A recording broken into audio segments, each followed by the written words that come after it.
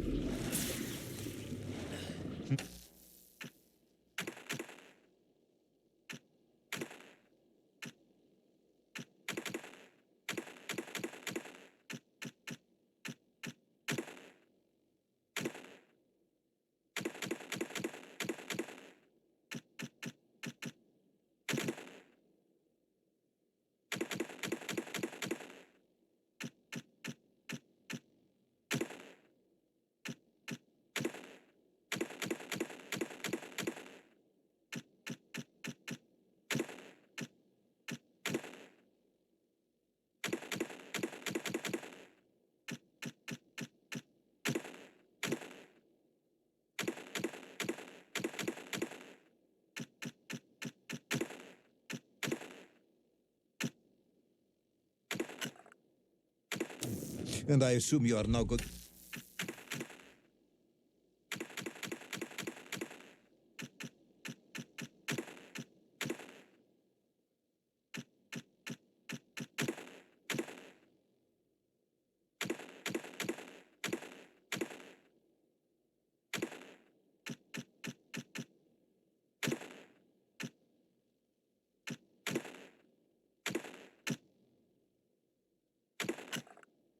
to tell me how you managed to escape from the belly of this giant whale. Naturally, General. And I must say, it really was a fascinating glimpse into the interior life of one of our world's most magnificent beasts. I consider myself a wiser man after this experience.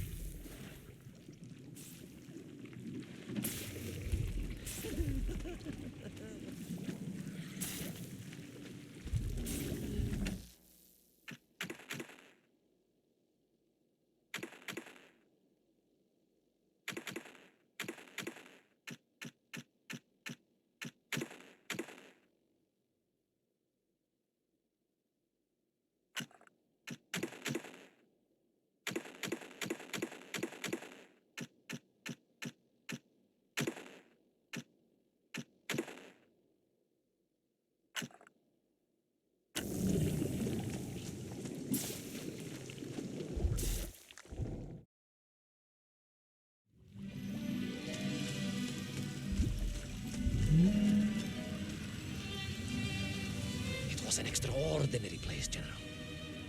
I could perhaps deliver a lecture on the subject to Moscow University's Zoological Society, if you like.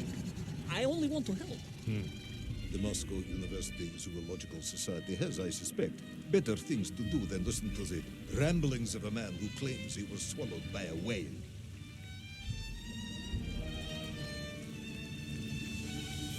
It is a shame, General.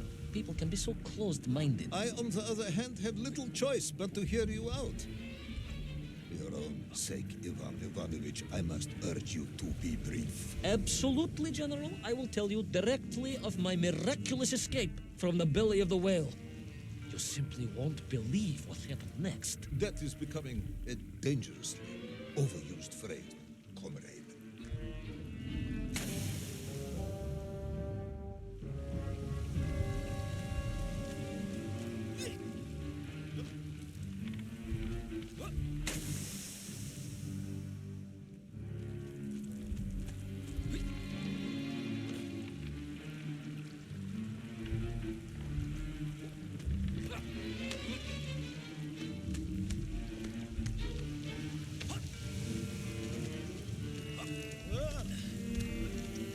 So I found myself deep within the whale's organs. A strangely beautiful place. A sort of fleshy wonderland. A glade of polyps and globules. A landscape as awe-inspiring in its way as the forests and mountains of Altai. Oh, my home, General, that I yearned and longed for and only hoped, as I hope now, that I might one day see again. I think we're all longing for home at this point. Oh, with warm slippers, a mug of steaming Sbitzin, and a roaring fire. Not far from home, trapped inside a monstrous fish with only the strange and evil-looking worms that infested its gut for company. With only ones that...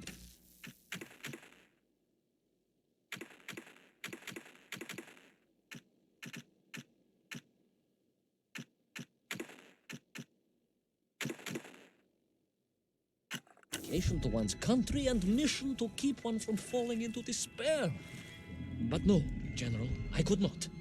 I had to escape, to find little Orpheus and my way back to the surface and home.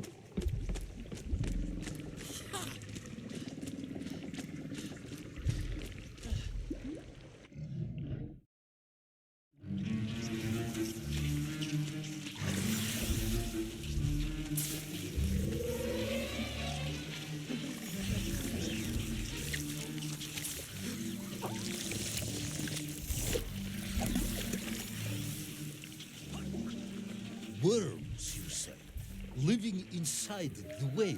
Oh, they were horrid things, those worms, General. And most unwelcome, I would say. Parasites. I had no idea just how rampant their infestation was, nor of the tremendous sizes they could grow to. At that point, my thoughts were only of escape. And I had a plan. Yes, I'm sure you did.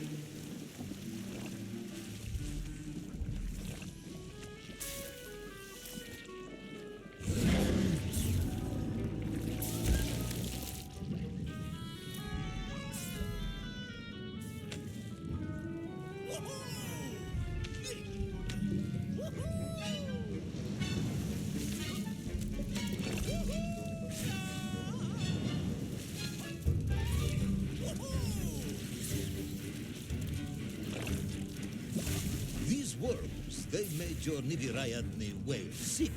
Wherever they attached themselves, the flesh began to turn.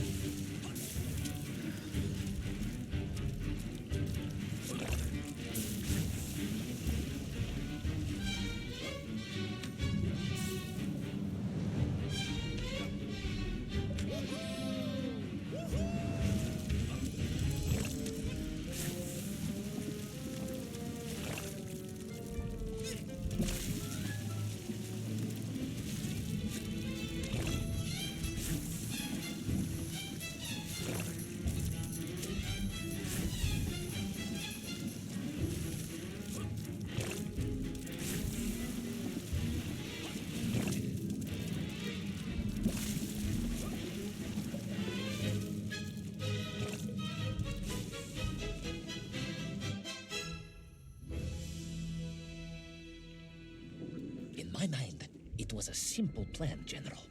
I would climb up through the whale's throat into its mouth, then wait until it opened it to feed and swim out. Ah, yes.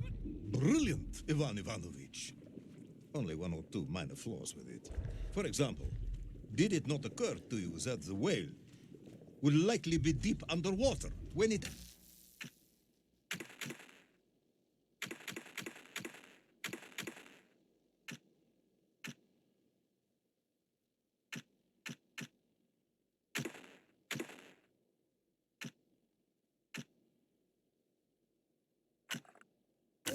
Вы правы, General, but I am a strong swimmer.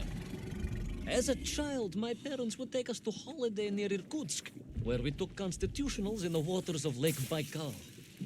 In fact, my mother often called me her маленький морской котик.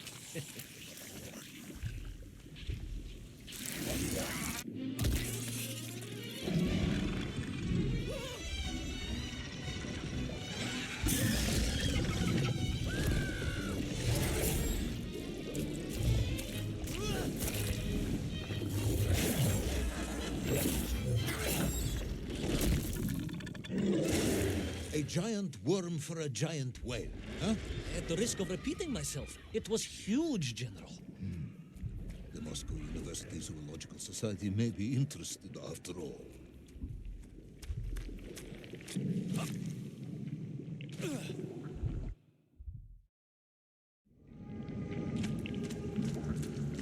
Let us take a moment, Ivan Ivanovich. Your ridiculous plan to escape through the mouth of the whale failing, you would now have me believe you had embarked on some misguided crusade to free it of the worm infestation. To what end, exactly? When one suffers, we all suffer, General.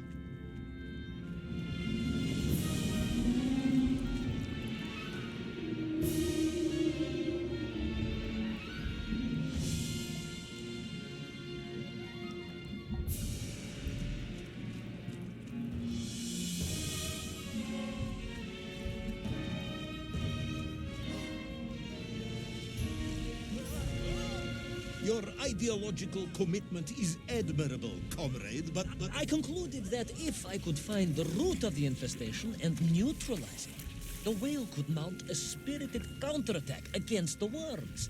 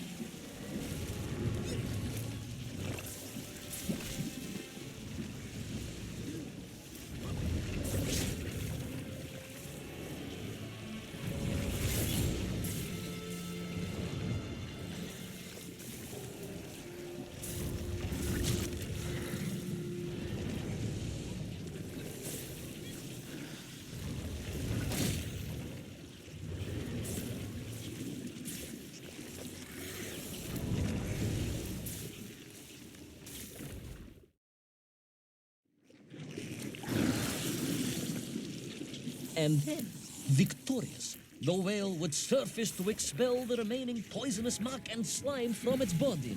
And at that point, I could escape through the nearest convenient orifice. In this case, most likely the blowhole. That is the most revolting thing I've ever heard.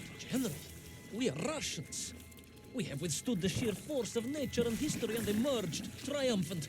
An expedition through the nasal sphincter of a gargantuan whale is nothing to us.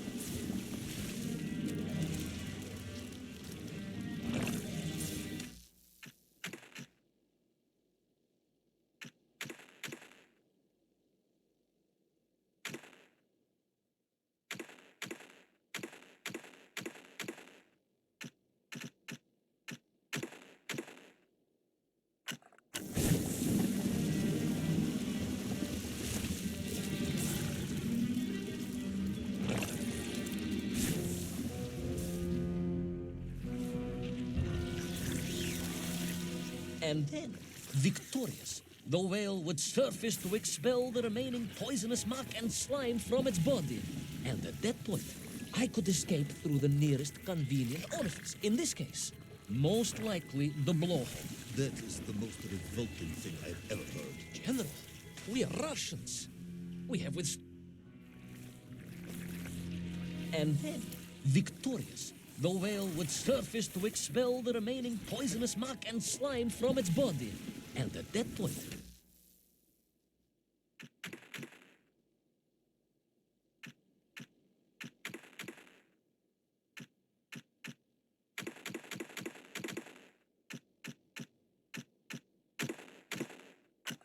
I could escape through the nearest convenient orifice. In this case, most likely the blowhole. That is the most revolting thing I've ever heard. General, we are Russians. We have withstood the sheer force of nature and history and emerged triumphant. An expedition through the nasal sphincter of a gargantuan whale is nothing to us.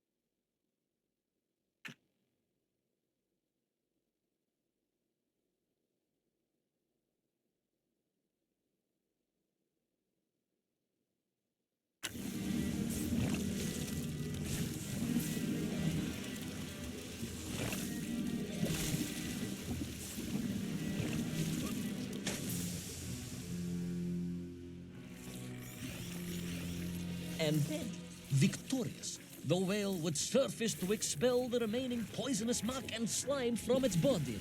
And at that point, I could escape through the nearest convenient orifice. In this case, most likely the blowhole. That is the most revolting thing I've ever heard. General, we are Russians. We have withstood the sheer force of nature and history and emerged triumphant.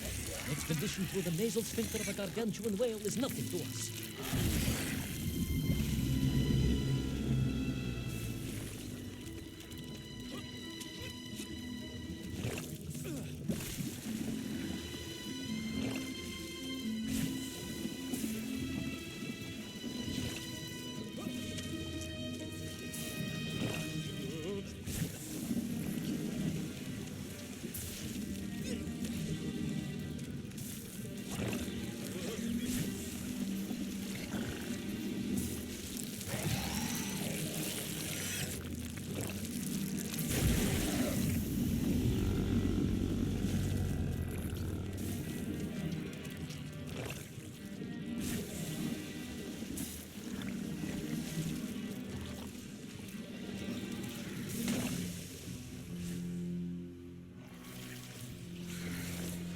And then, victorious, the whale would surface to expel the remaining poisonous muck and slime from its body.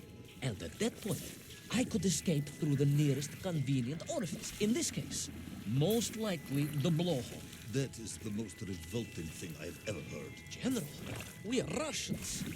We have withstood the sheer force of nature and history and emerged triumphant. An expedition through the nasal sphincter of a gargantuan whale is nothing to us.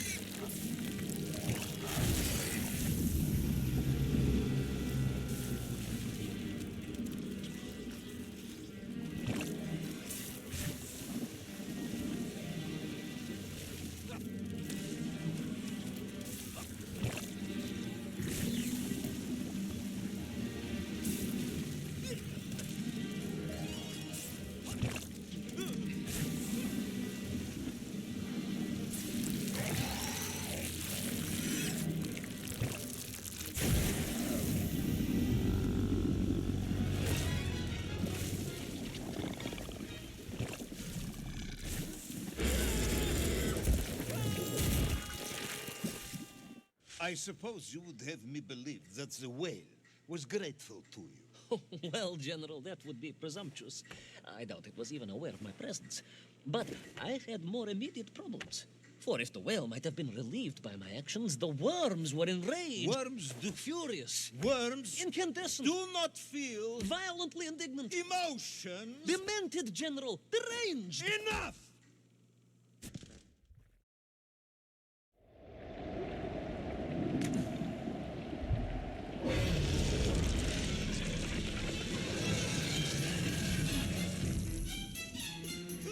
Where is Little Orphan? Where is my bomb? Unless you are trying to...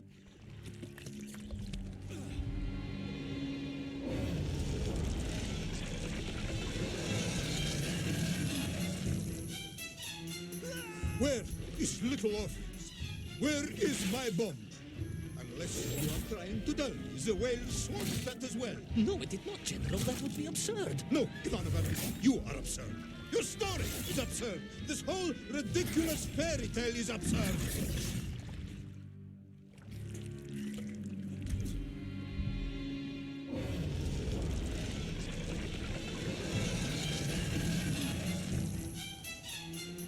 Where is is little Orpheus? Where is my bomb? Unless you are trying to tell me the whale swallowed that as well. No, it did not, General. That would be absurd. No, Ivan Ivanovich, you are absurd. Your story is absurd. This whole ridiculous fairy tale is absurd.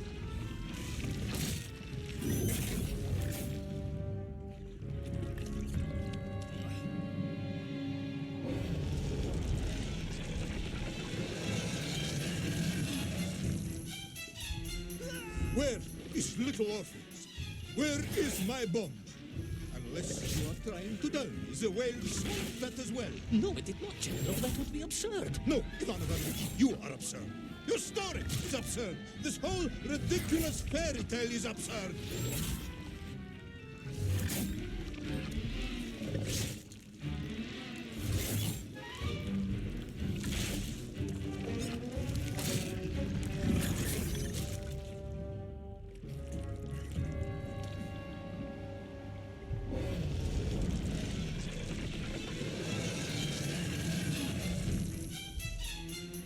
Where is little Orpheus? Where is my bomb?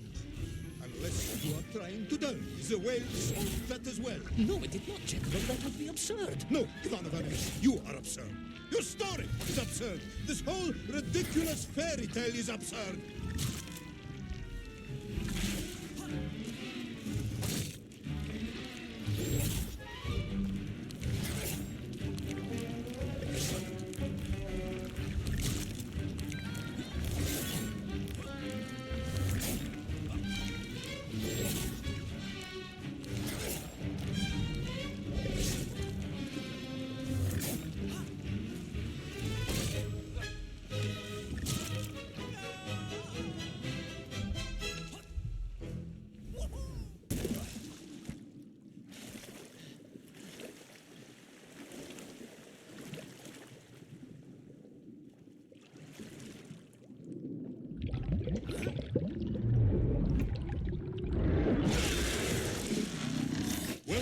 Brave yet foolhardy hero escape the furious worm?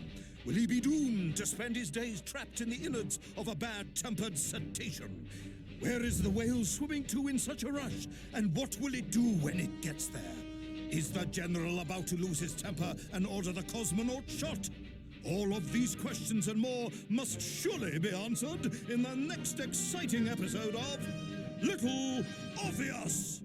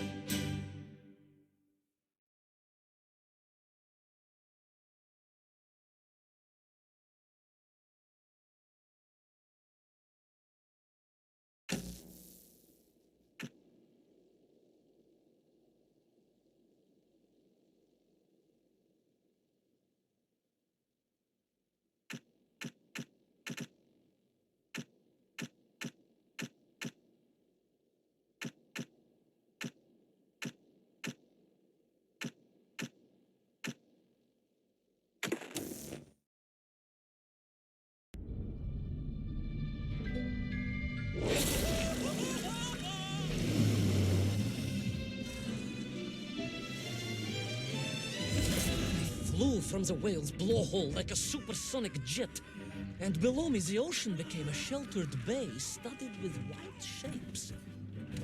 You will be amazed as my epic journey unfolds, for here it was was about to take a most unexpected turn, and it happened like this.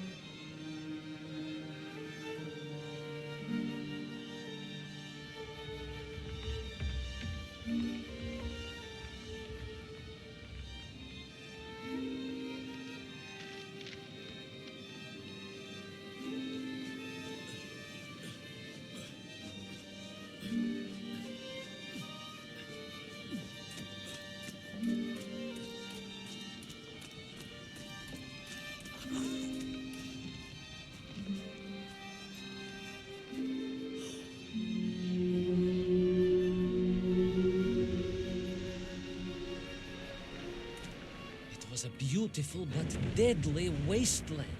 Freezing cold, brutally chilly, enough to kill a man in hours. Yet here you are. Indeed, General. An impoverished childhood playing in the streets of Omsk during those bitter winters had made me hardy. I thought you said you grew up in Altai. Ah, General, the life of a poor toy maker's family. We had to move from place to place just to find work.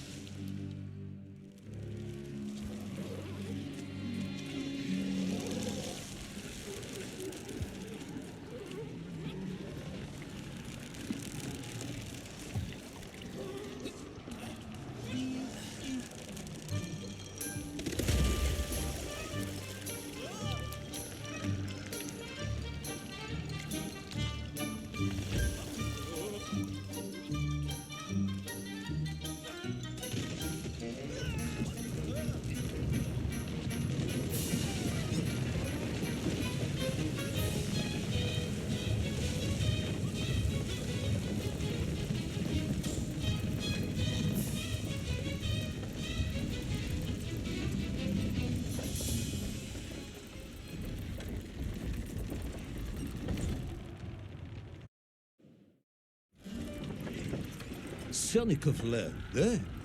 Of course, Sanikov himself reported nothing more than a bluish fog on the horizon. Your island may be nothing more than the product of overactive imaginations. General, consider this. Imagine taking a simple peasant, a pig shepherd, for example, and telling him one day humans would fly around the earth beyond the sky. He would say you were stark raving mad, Saldaphone, a ridiculous Kazyol Baradati, a buffoon stuffed into a military uniform, a pridurak, a chuchela tuparile. This peasant of yours had better watch his mouth if he doesn't want to spend his holidays in Solovyetsky. Perhaps you should return to your story.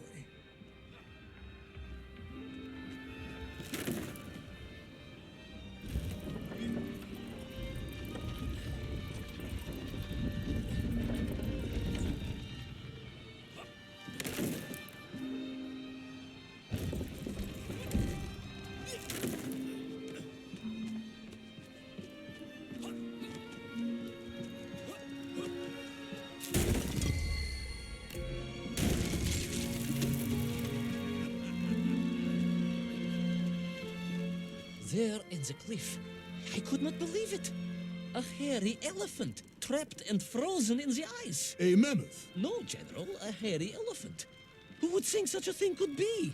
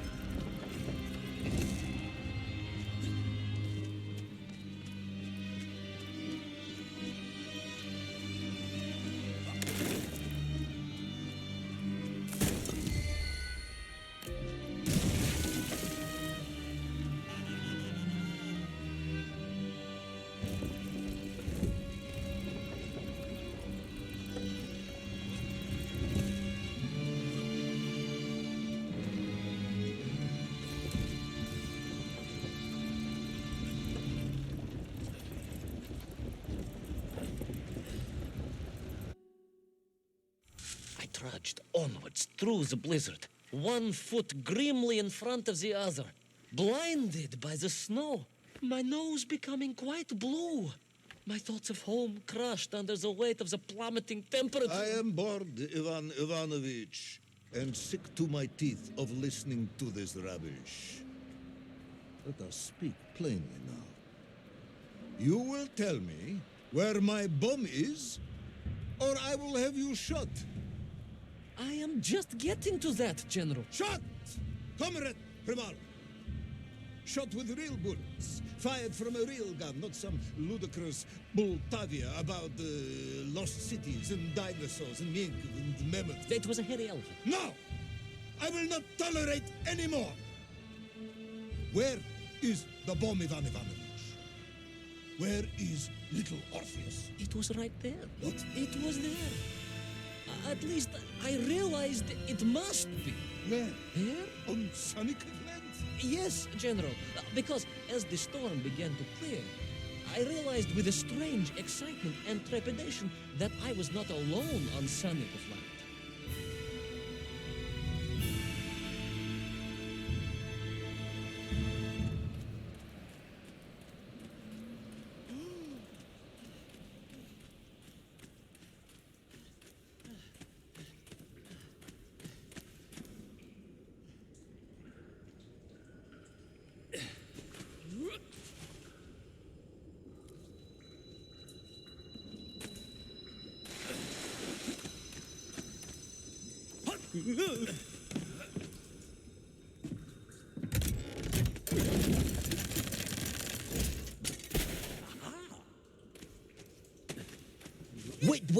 Wait.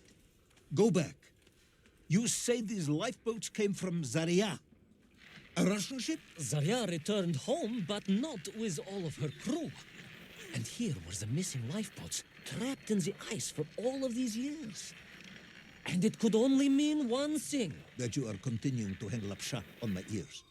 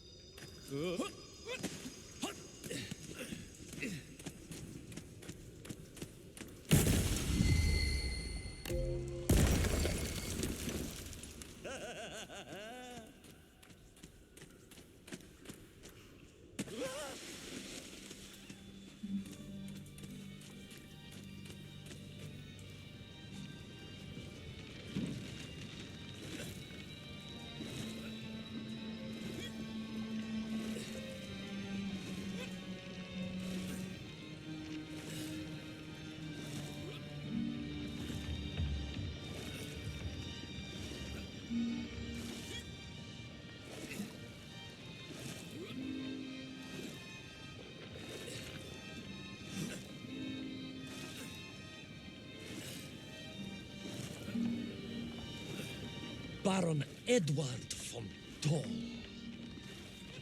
Of course, I remember reading about his tragic expedition at school. We were taught he had died a hero's death out on the icy wastes, searching for Sanikov land. Yet what if, in doing so, he had sailed accidentally into the interior, deep below the crust of the world? A fellow citizen of the surface.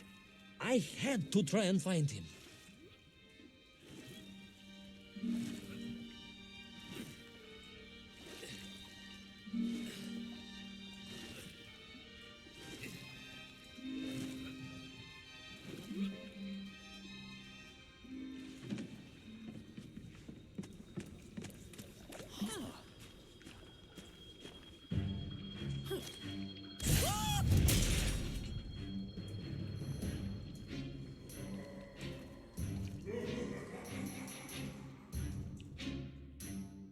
A dead explorer stole my book. Not dead, General, but quite insane. Perhaps it was the loss of the arm or the leg, or the long years in isolation. But Toll was clearly mad. You should have got along perfectly then. How I wish we had. But no, General. Whatever Toll's intention with little Orpheus was, I had no time to consider it. I was in mortal peril once more.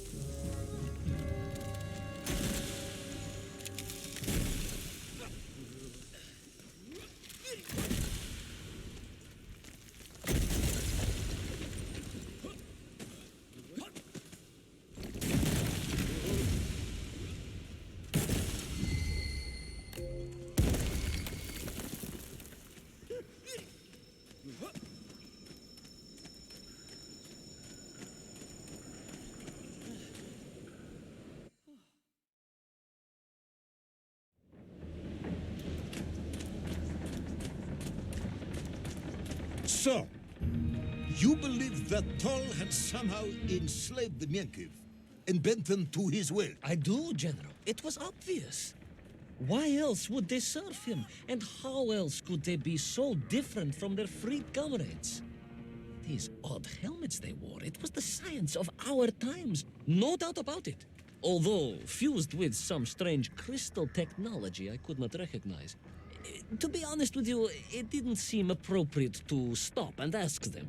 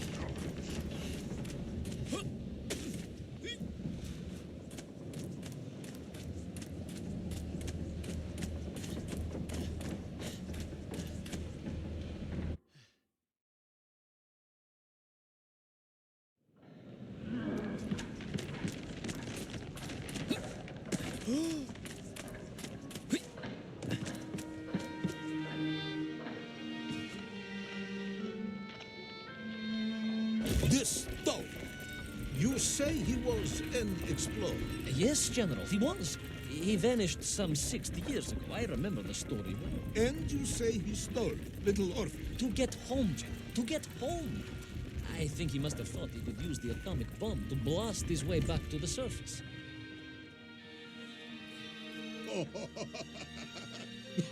Brilliant, Ivan Ivanovich! And you expect me to believe that a 100-year-old madman not only survived below the Earth's crust, but enslaved his Menkiv, explored the lost worlds, and discovered the secrets of atomic power, all by himself? A Tsarist general. An imperialist, no doubt harking back to the terrible days before the Great Revolution. And Estonian. Estonia. Estonian general. They are wily people.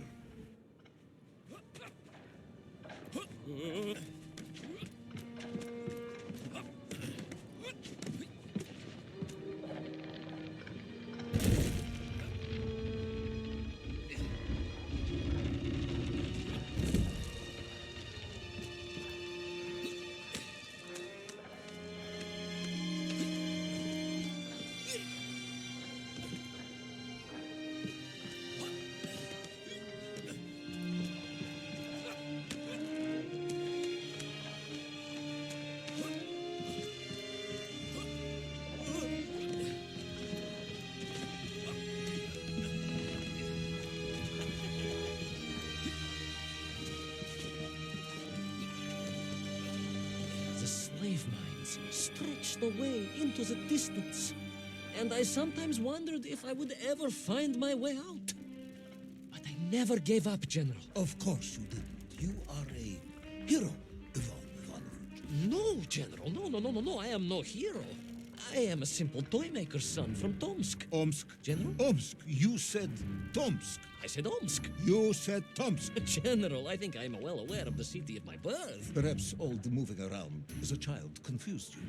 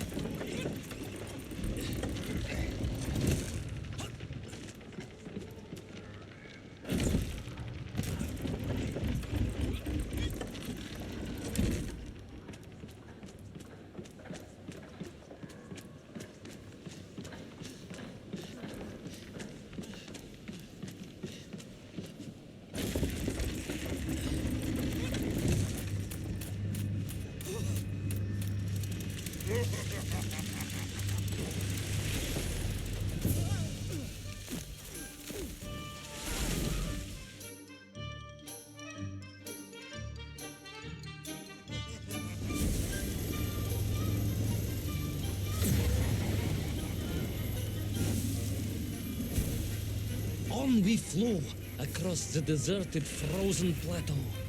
I was single-minded in my pursuit, dogged in my determination.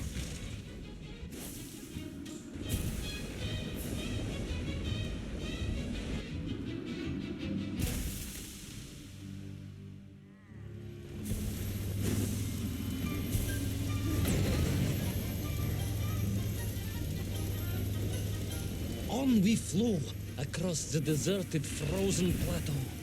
I was single-minded in my pursuit, dogged in my determination.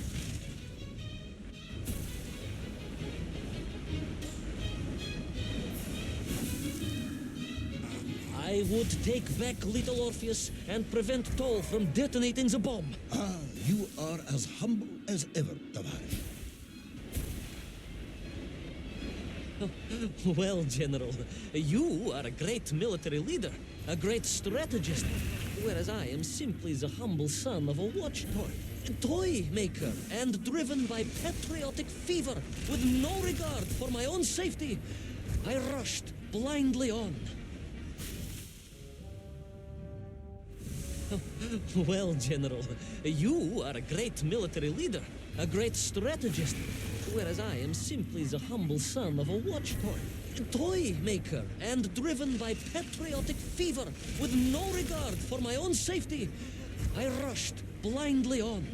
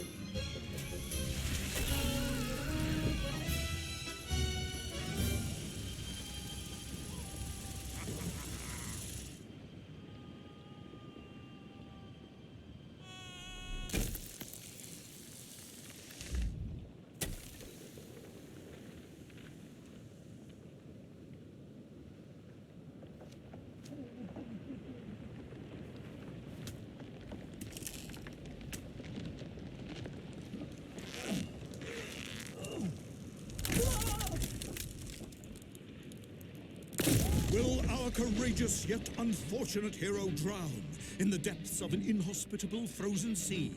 Will he thaw out in time to prevent Toll from detonating the bomb? Will the general holiday in Omsk next year? Or Tomsk? Or perhaps both? What exactly is the difference between a mammoth and a hairy elephant? All of these questions and more should almost certainly be answered in the next exciting episode of Little Orpheus!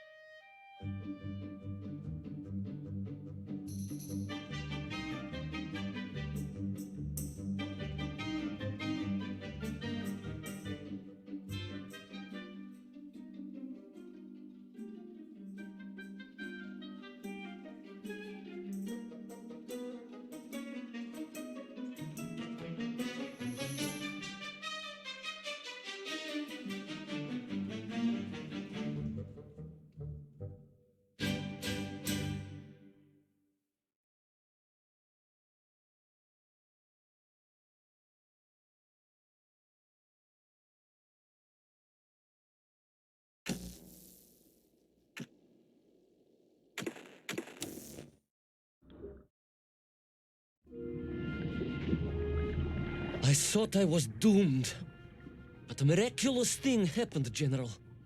I could breathe. It must have been the helmet that was jammed onto my head. It was a strange and remarkable thing. Some might almost say beyond belief. A narrow-minded fool may indeed, General, but of course you are no Durak. But even as I sank towards the floor of that lost ocean, my journey was about to take me to darker, stranger territory than ever before. And it happened like this.